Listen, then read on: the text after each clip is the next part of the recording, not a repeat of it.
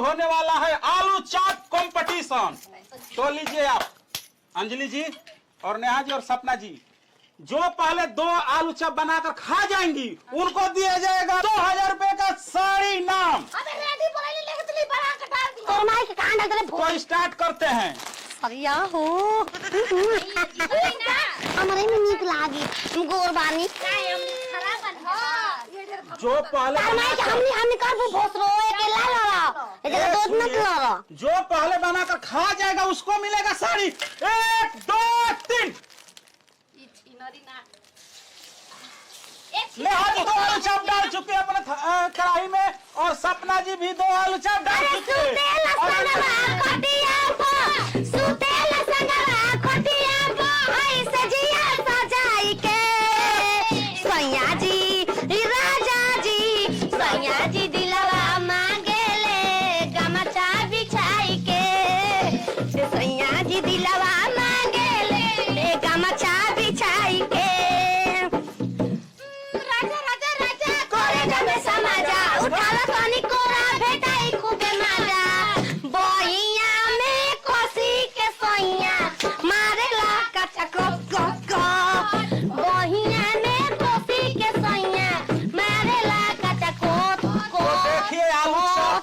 अंजलि जी भी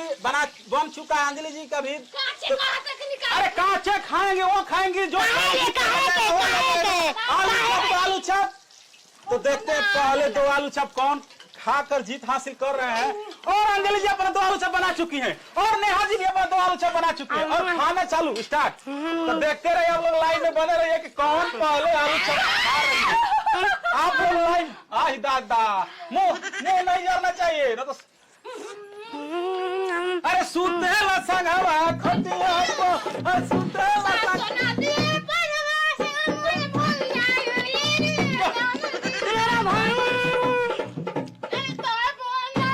बाबा विधवा करे छोटी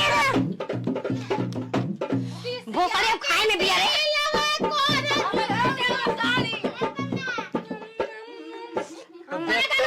देखते हैं आलू चप कंपटीशन में कौन आगे निकल रहे हैं। दोनों नेहा जी तो डेढ़ बचा है, आधा खा चुके हैं। हमारे बड़ा की नक्का खात नहीं की जरूरत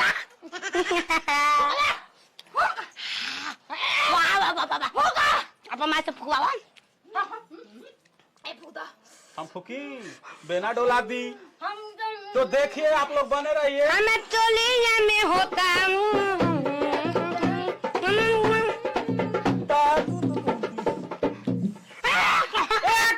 नेहा जी एक आलू चप खा चुकी है और सपना जी भी एक आलू चप खाने वाले हैं। घोट जाइए घोटिए अरे जीप जर साड़ी मिलना चाहिए। आह दादा कंट्रोल, बाहर नहीं आना चाहिए, कंट्रोल।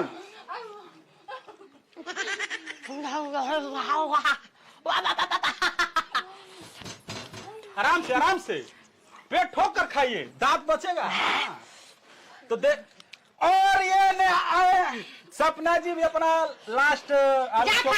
कैसे घोट बुना तो ना मुंह में जाना चाहिए तब साड़ी मिलेगा। मुंह में जाना चाहिए पहले। देखते हैं कौन जीत हासिल कर रहे हैं यहाँ पे कंपटीशन में। जो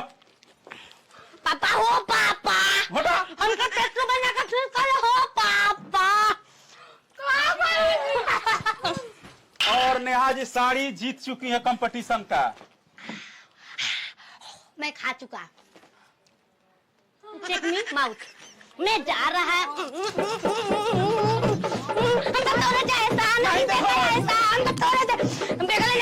खा ले बनी खा चुकी है नेहा जी, खा चुकी है। मैं कभी चेक मी कौन सी चेक करो आवाज चेक करो भोसरो चेक करो तार माई के मुंह में डाले बानी भोसरो माई के दुलारी है पापा के पोरी पहला बोदा ना लगता है हमर जोरी आ गरम खाइले बानी नहीं हर के पकौड़ी ए छौड़ी ए जीत बिना हमारा से ए छिनर हाथा का मुंह ले लेबलू घोड़ा भर आ तारा 2 आलू चपना घोटाइल ह। हाय भैंस लेखा मोटाइल वाली इनकर ले तू नहीं खा भैंस लिए मोटाइल तू का बाला पहले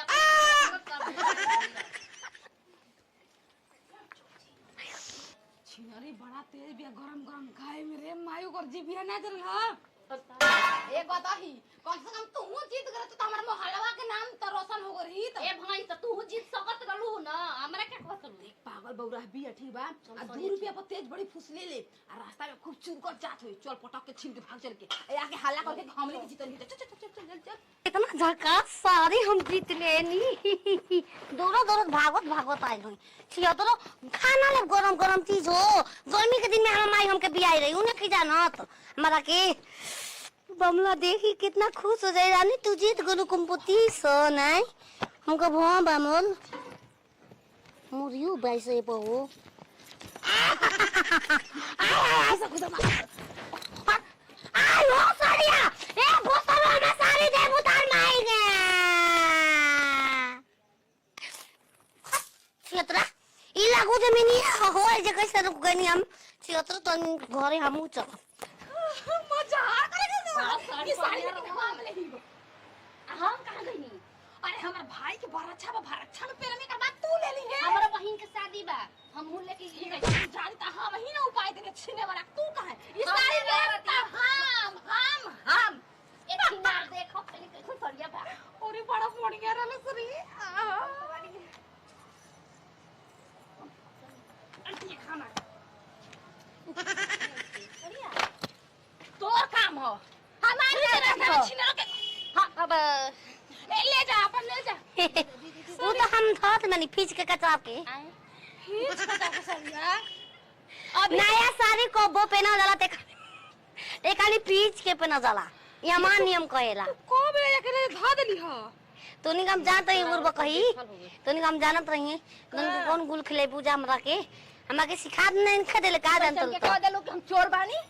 कैसे कह देलू बाजलो जा हम चाहते पेन के झमका के आए तो दिखाई ना